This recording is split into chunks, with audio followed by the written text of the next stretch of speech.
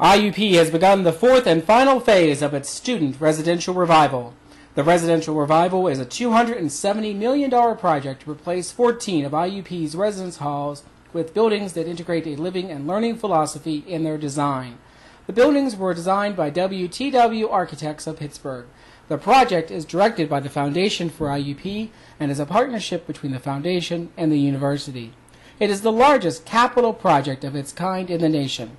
The Foundation is coordinating the project with developer Allen & O'Hara of Memphis, Tennessee.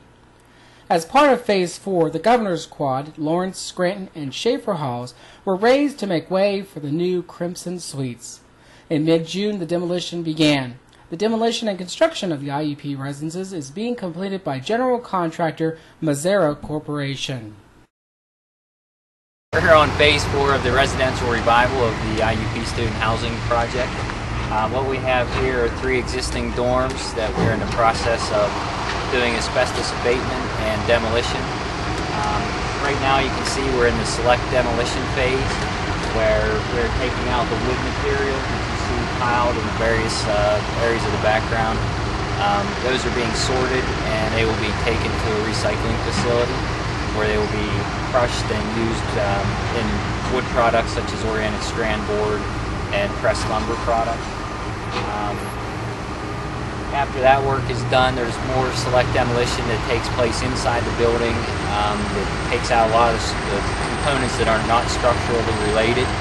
And then after that's done, the bulk demolition will begin where you'll actually see the buildings themselves come down and they will be sorted and separated and hauled off to various recycling facilities and or fill sites where they will be used to bring existing sites up to an elevation where a potentially new building could go.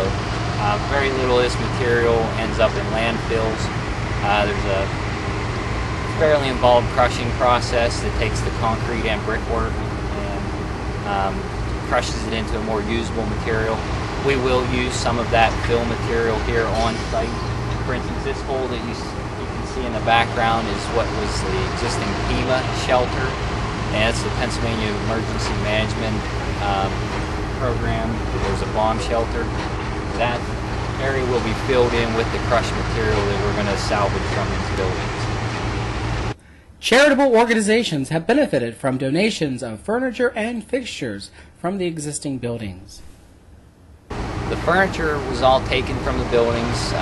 Much of it was loaded onto tractor trailers and taken to an Appalachian volunteer group that they then reuse it for victims of floods, natural disasters. They store the stuff and then they distribute it as needed.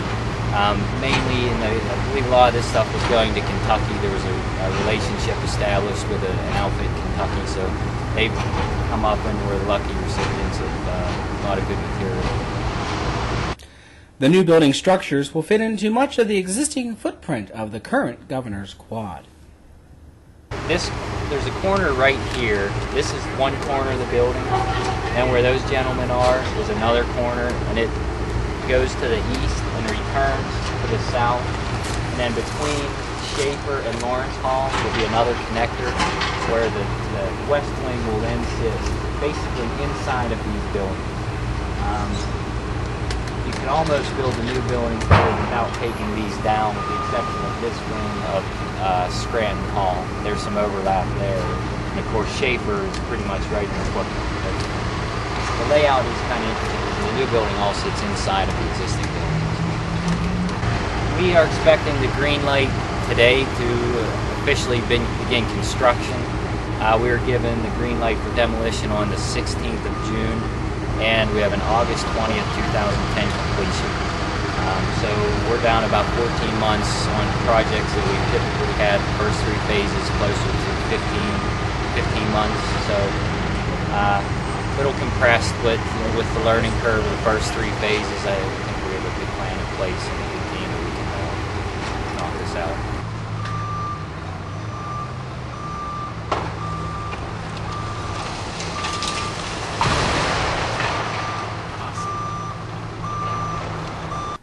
The project is currently in the bulk demolition phase, and construction is anticipated to start by late July or early August. The new buildings are scheduled to be completed by August 2010.